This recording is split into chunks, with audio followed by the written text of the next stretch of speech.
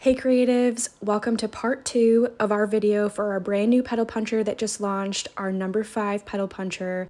I rolled the clay out to 1mm, which is also the 7 setting on my Atlas 150. Then I made sure with my finger that I really, as you can see, am pressing down the clay to make sure there's no air pockets between the clay and the tile. That way, none of the clay lifts up with the petal puncher. Next, I'm going to take a little piece of clay and I'm going to roll it into a ball and stick it on my floral building plate so we can make that next flower. So you can see the center flower we made the last time. This one's going to be 2 accent flowers to go around the center flower for today. And they're kind of like a folded over flower. So I'm really pumped to show you guys this technique. For part 1, I did go over how I lift the petals off the tile and how I prefer to roll them out, meaning I like them to be face up. So you'll see I'm kind of playing with the petals to get them face up the way I cut them out. Bigger explanation on that in the part 1 video if you want to go and listen to. Okay, let's hop to it. So I'm using a small ball tool that's going to give more texture to these small petals. I'm using the smallest petal option on the number 5 petal puncher that we just came out with, and you will see that I am taking my time. This is real time. Y'all know how that goes with making florals. I am going to the right a few times, going to the left a few times with the ball tool, and then pulling down.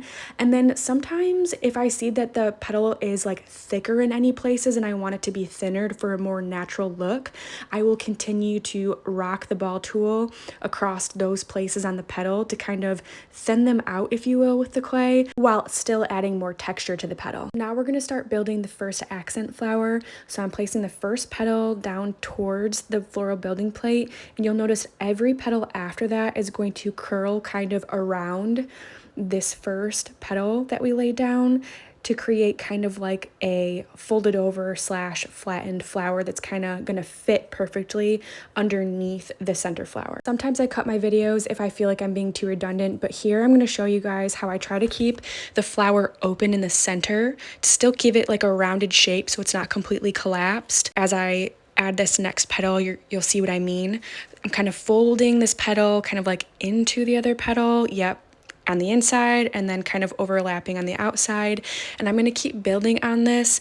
You'll see I'm tweaking things over, around, and around again because I'm trying to get just like the perfect folded flower look. You'll see with each petal I add, I do my best to tap the end of the petal towards the base as much as I can so that the petals stick together and that it just forms a really healthy, good base. So when we go to lift this flower off the building plate, that the flower stays intact and it's easy to move it around and place it where we want it on the earring. I'm still trying to bricklay each petal, and at this point I'm adding more petals just to make it like a fluffier flower for a fluffier look. Since our center flower is so fluffy and beautiful, I'm trying to kind of mirror that in a way with the folded flower. I'm going to put the last finishing touches on this folded flower, and then you'll notice that I made 3 more after using the same exact technique. They all came out a little bit different, which is perfect, just as flowers would when we grow them. I'm going to use Bake and Bond, which is liquid clay, to ensure that the floral pieces actually adhere and stay on the earring post-bake. The only time you're going to see me not use Bake and Bond adhesive is if I am taking petals and directly applying them to the clay and pressing them into a clay slab. Otherwise, I'm definitely using this product because it just ensures that the flower itself adheres to the earring piece. Okay, so we're going to use our modeling tool to gently slide the first center flower off the floor building plate. I always use my hands or my fingers to wipe off the extra clay. I really just needed a tissue but didn't have one in that moment. So now I'm placing the flower in the center directly where I want it. You place it wherever you feel is best for the piece that you're creating. Another favorite thing about the floral building plate is you can hover the flowers over the earring piece that you cut out and see kind of where you want the placement to be. Now I'm taking my modeling tool and pressing it the center of the flower down into the clay, just ensuring that the flower is touching the Bake and Bond and it is securely seated onto the earring piece. I do a quick 1 swipe motion off the floral building plate to release the flower base off that little building plate. You'll see that this one fell, which is totally fine, it happens. So I just pick it up with my modeling tool and I secure it onto the earring piece.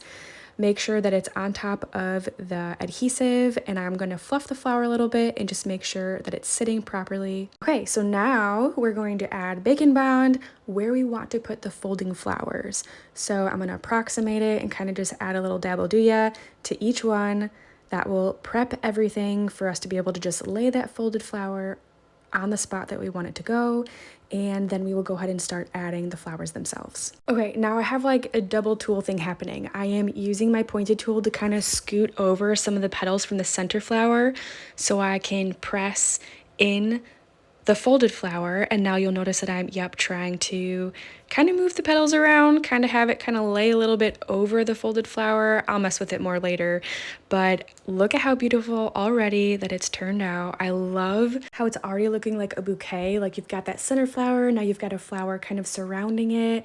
I'm so excited. I love building florals. It brings so much joy, and I hope that it brings y'all joy too. And I really hope that any of these tips or tricks are helpful to y'all. Please let me know truly in the comments. Ask any questions, or let me know if there's anything that I missed or any techniques that you want to know about. If there's steps that you want me to go in more in depth on, please just let me know, and I'd be more than happy to answer any questions that I can. Now I'm going to swipe that very last folded flower off the plate, add it to the earring as the very last flower that we're going to do for this floral arrangement. And now for a close-up of what the folded flowers look like when put on the earring. Oh my goodness. I hope y'all are enjoying part 2. Stay tuned for part 3.